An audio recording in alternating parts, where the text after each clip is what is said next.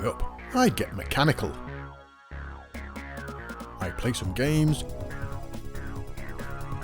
I'd chat to Geoff.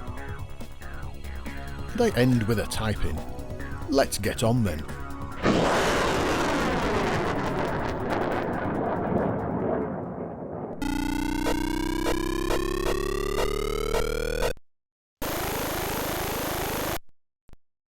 Viewers of the show will know that there were plenty of good quality keyboards for the Spectrum.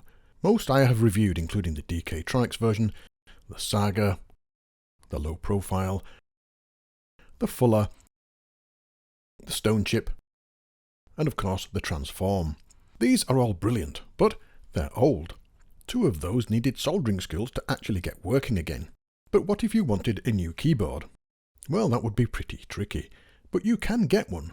The Mechtrum is a brand new mechanical keyboard for your 16, 48 or 48K plus machine. It consists of a solid mechanical keyboard that has very clear printed legends, and the case itself is 3D printed, but looks really nice. The back has options for different backplanes, depending on what type of motherboard you want to use.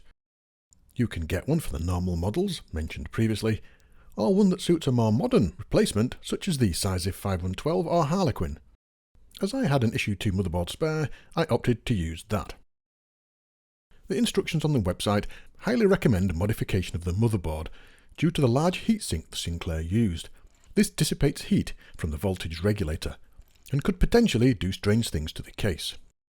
I was unsure about this, but following the instructions I purchased a Traco TSR12450 regulator that is a direct pin-for-pin replacement for the one connected to the heatsink. I desoldered the old one, popped in the Traco, and after about 5 minutes it was ready and complete. To put it into the case, you need to remove the screws at the bottom, and the motherboard just sits in nicely. The new keyboards plug in just like the original did. There's no need to screw the motherboard to the case, because the case screws themselves go all the way through and lock it in place. The keyboard then sits on top, and the screws go back in and it's ready. If you ignore the voltage regulator swap, the whole thing took about 10 minutes. But I was of course being careful and obviously filming at the same time. A word of caution though, you cannot use interface 1 with this keyboard due to the case design, but modern interfaces like the ZX HD or Div MMC work fine. Once it's all plugged in, off you go. In operation, the keys are very nice. Using modern mechanical keys on the Spectrum felt a bit strange at first. It's not something you associate with Sinclair machines. You get great response and solid feel, and this is excellent for typing out listings, word processing, or general keyboard work. It's also fine for games as well. Much better for text adventures. How about a bit of Jetpack then?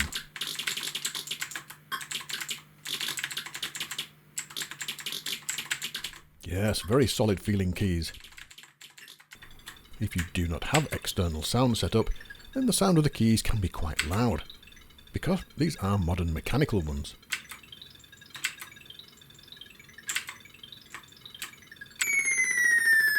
The instructions are clear and easy to follow, and the only consideration is the voltage regulator.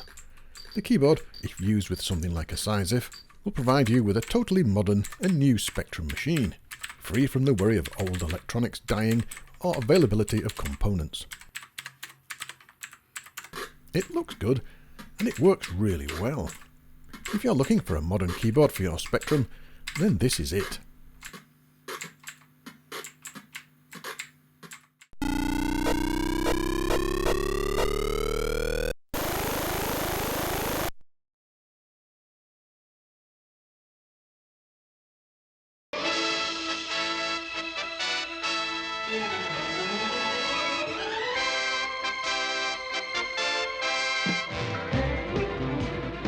Battle of the Planets was a cartoon based on a Japanese series and released in America in the late 70s.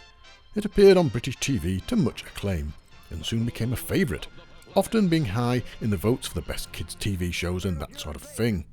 The story revolves around 5 young people known as G-Force, protecting the Earth from alien attacks. There are other bits of the story, changes, additional animation and voices, etc., but this is a review of the game and not the series as a whole. Microgen first began to mention this as part of the competition they ran using an early version of the game Laser Warp named The Game. When the game ended, you were given a final score that you could send into Microgen to win something, and it's here that they mention that the first Micro Plus game would be Battle of the Planets. The Micro Plus was a RAM add-on that was only used for one game, Shadow of the Unicorn, but it is clear that Microgen were planning to use it for Battle of the Planets. Here then is The Game, released by Microgen in 1986. Zoltar has declared galactic war, and you join G-Force in an attempt to stop him. Alien craft have surrounded various planets and will destroy them after a set time, and you have to set off and destroy them. You can land on planets and repair your ship and refuel. There are various alien types to contend with, and you have several weapons to use, including neutron torpedoes and lasers. The lasers overheat if you use them too much, and your shields will be depleted when you get hit by aliens. Now this all sounds very much like an early Quicksilver game and one of my favourites, Timegate. The instructions cover the basics of the game, but fail to indicate important things like the keys. Luckily though, they're displayed on the intro screen, so on to the game. And after a rendition of the TV theme tune,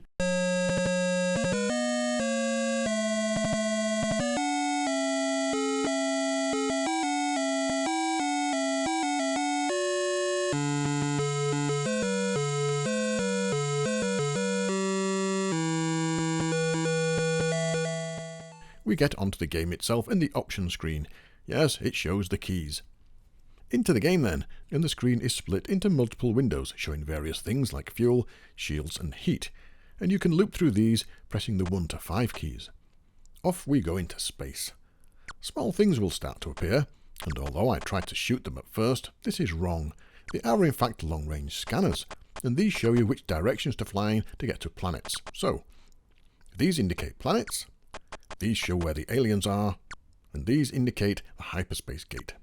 And yes, I know I kept shooting them for a while until I realised. Anyway, you'll fly around and eventually you'll find an alien ship to shoot, and you'd find it much faster if you used the scanners. Anyway, as they come into sight you can manoeuvre them and they'll get close enough that you can start firing.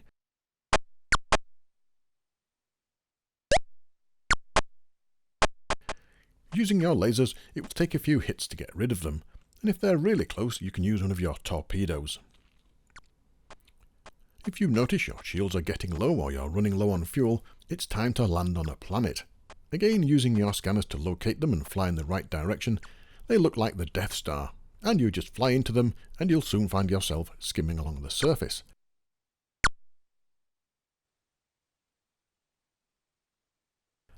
Here again there are things to shoot, but more importantly docking areas for fuel and repairs. This can be a pain if there are aliens about, so you've got to get rid of them first, otherwise they'll just keep firing at you. Once fueled and repaired, you can take off. You do this by flying at full speed and then raising the navigation cursor upwards. Back in space then, and you need to find a hyperspace gate. This looks like a rotating coin, and yes, your scanners will indicate where they are as well. Flying into this and you'll be given a choice of 5 planets. Pick one, and we get a time gate-like hyperspace sequence.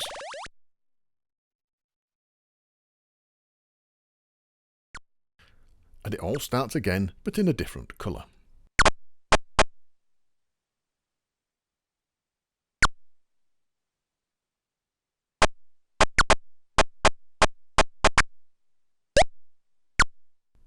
If you play long enough and destroy enough aliens, you've completed the game.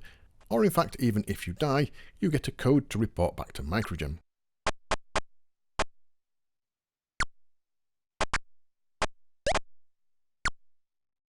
The wireframe graphics are quite smooth and move fast enough, but there's often very little on screen anyway.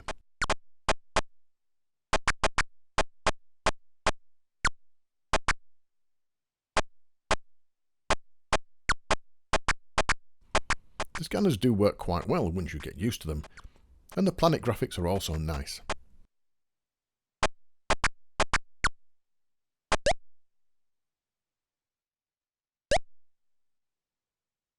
Sound is a bit limited with a few zaps and pops.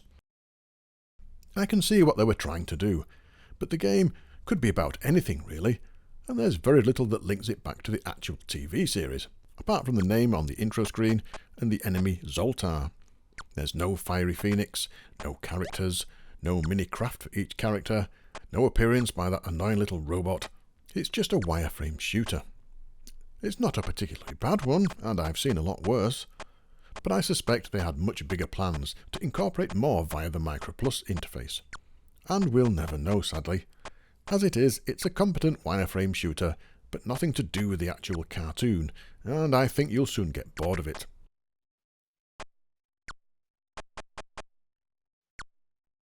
This is Mr. Wong's Loopy Laundry, released by Arctic Computing in 1984.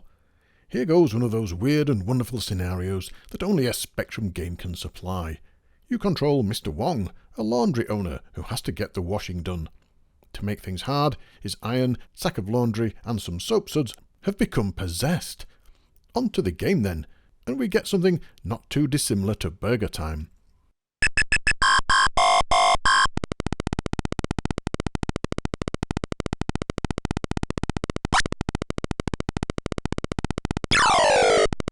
Your job is to gather the clothes, one item at a time, and take them to the laundry chute top right. If one of those pesky possessed items gets too close, you can always use starch to stiffen them up. That's what the inlay says, I'm not making it up. If your starch runs out, a new bar will appear, ready for collection.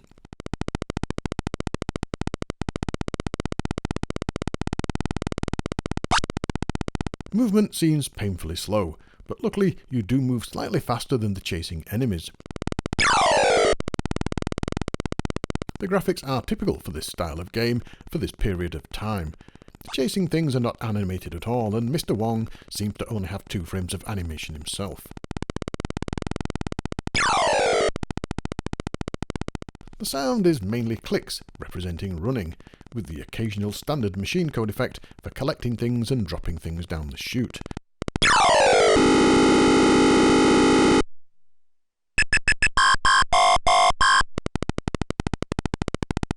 The layout changes if you complete one level, which gives you slightly different challenges, I suppose, but you only ever get 3 things chasing you maximum, which is fine really considering that some of them just home in on you.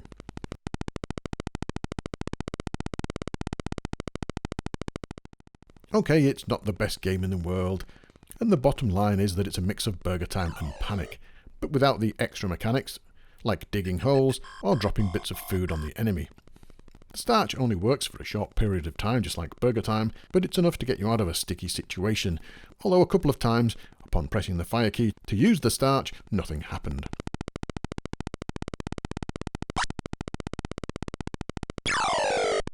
Overall then, a dated game that's worth a go, I suppose, if you like the aforementioned arcade games.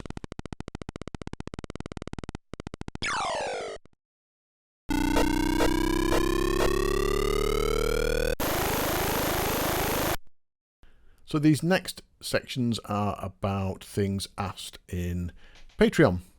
So one of the first questions was around box sizes, and did they actually attract you to buy games? Do you think they were cool or annoying? And are there any memorable ones? So really working up, you've got the standard tape cassette size box, which the majority of games came on. Yeah. Then that sort of went up to a double tape size box. There was the clamshell ones as well that were slightly larger. The clamshell ones, yeah, Daley Thompson's came on that. Imagine, and yeah, Daley Thompson, a lot of the Imagine games came on there. My World Series Baseball. Yeah, the later ones, yeah.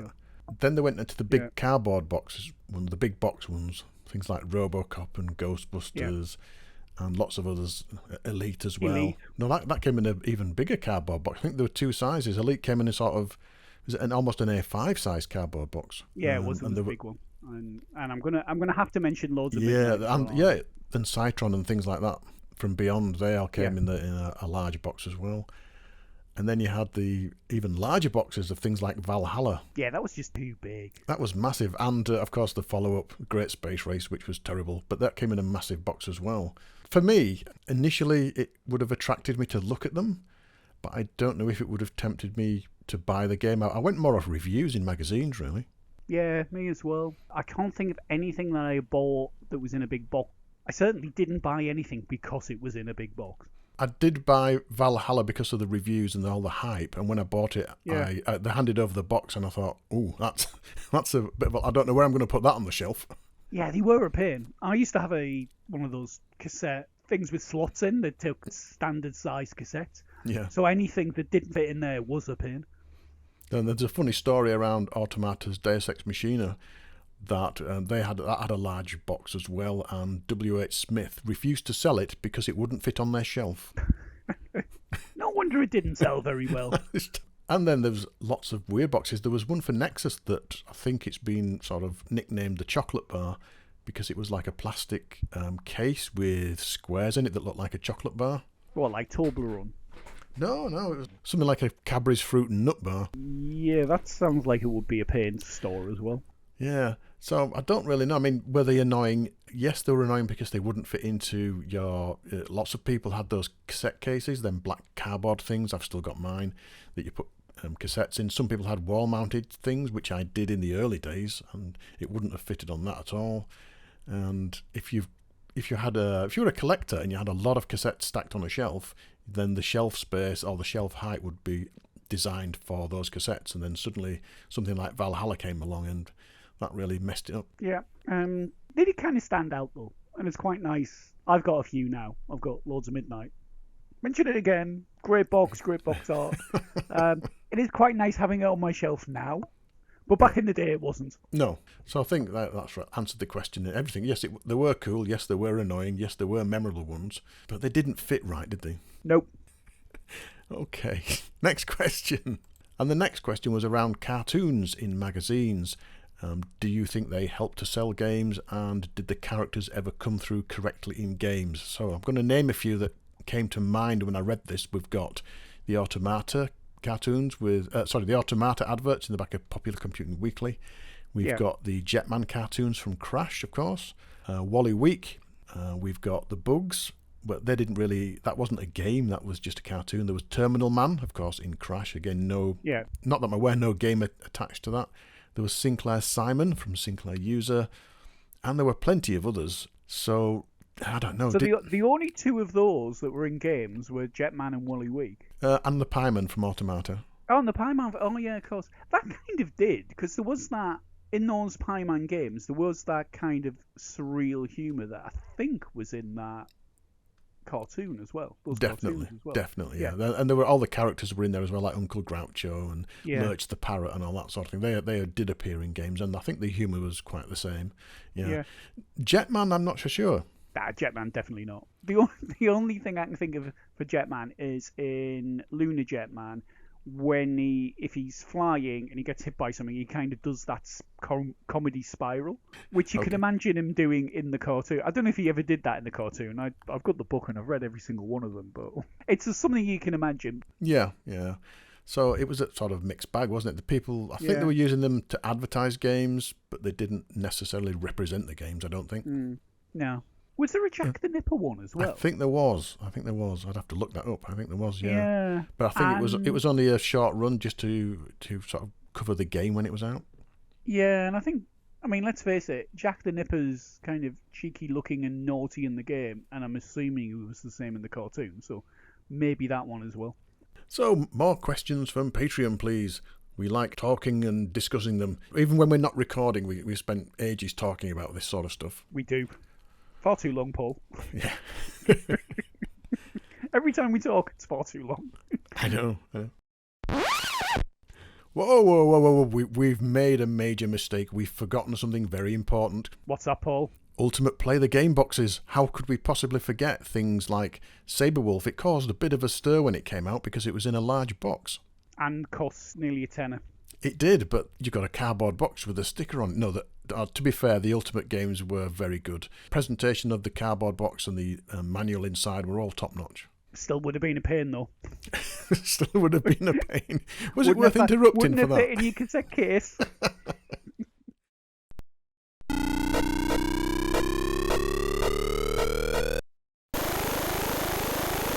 This is El Basilisco de Roko 2, released by Retro Santana in 2024.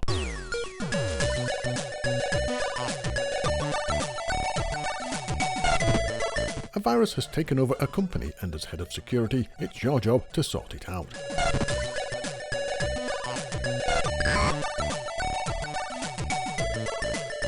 While trying to track down the virus, you are transported to an alien spaceship that holds 12 computer chips that will somehow solve the mystery.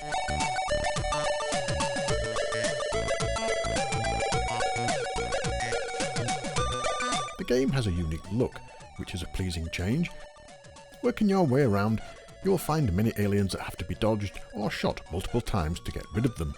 There are deadly floors and locked doors, force fields and one-way shafts to navigate, all the time trying to avoid the enemy.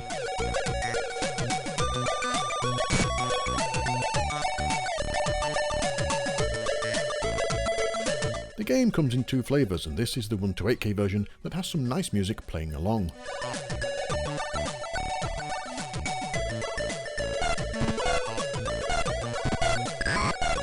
Control is good and responsive, and the screens are very busy, with passages, shafts and floors leading in every direction. Getting to know the layout is essential, as you may have to do a lot of backtracking to get back to where you want to.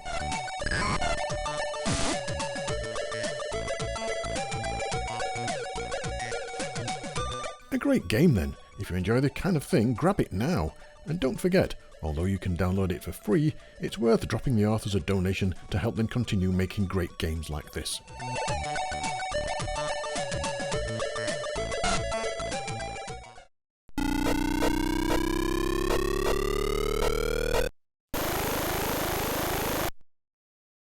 This is Push Off, released by Software Projects in 1983, and yes, it's a Pengo clone. You control Bertha the ladybird, being chased by savage insects in a garden full of bricks.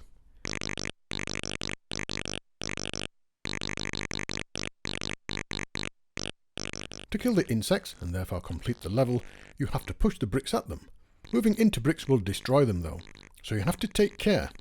And the insects can also destroy bricks, making it even more tricky.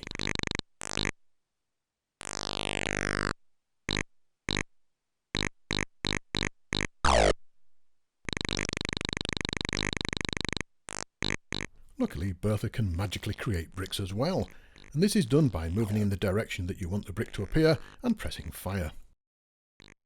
Scattered about each level are alarm bells.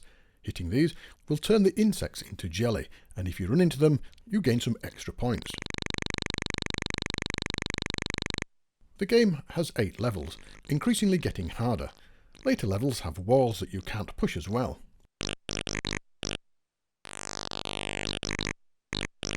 The graphics are nice and large, but there's no animation apart from the jelly.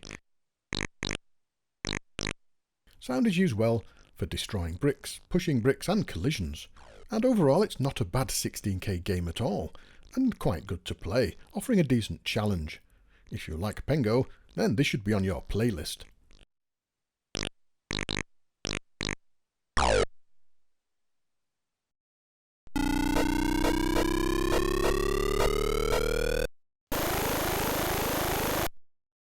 This is Damsel in Distress, published in Popular Computing Weekly, September 1983, and this was a featured game with a full double-page spread. The listing itself was nothing special, and it was easy enough to type in, and strangely enough I didn't get any errors when I first ran it. The game works differently, in that the difficulty works backwards, which I'll explain later. The idea is that you have to rescue a damsel in a castle and avoid the chasing knight. The concept is simple, and the knight just homes in on your position, so to complete the level, you have to work out how to trap him behind trees.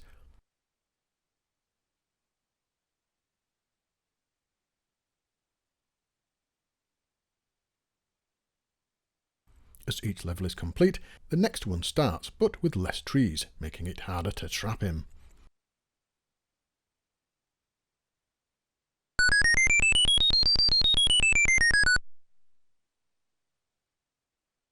Level 9 is the easiest because it has more trees which are calculated using that level, so 1 is the hardest level, with there being less trees to hide behind. It's a little different than the usual arcade clones that you find, and it's interesting to play for a few goes, but nothing more. The game does have unused graphics, which makes me think there could have been more things planned. There is one for the knight, which is really a shield. There's an outline of a shield, which isn't used. There's one for the damsel waving, and one for the player waving.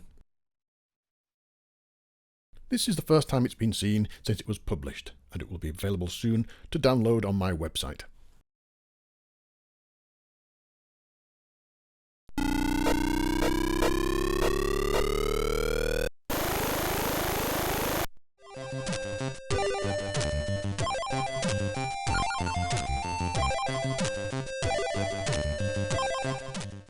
We haven't looked at Spectrum demos for a long time, and the teams behind them are still throwing out fantastic productions, so let's take a look at one.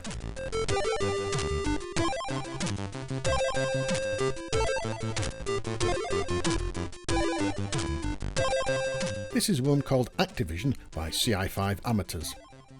I like it not because it has amazing technical achievements, but it's a demo that you can just sit and watch.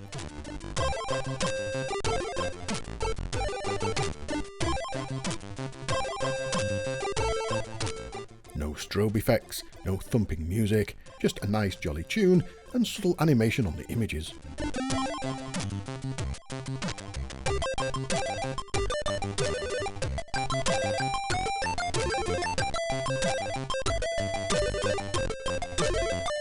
There are some great pictures too, and with each one you just look to see which part will be animated.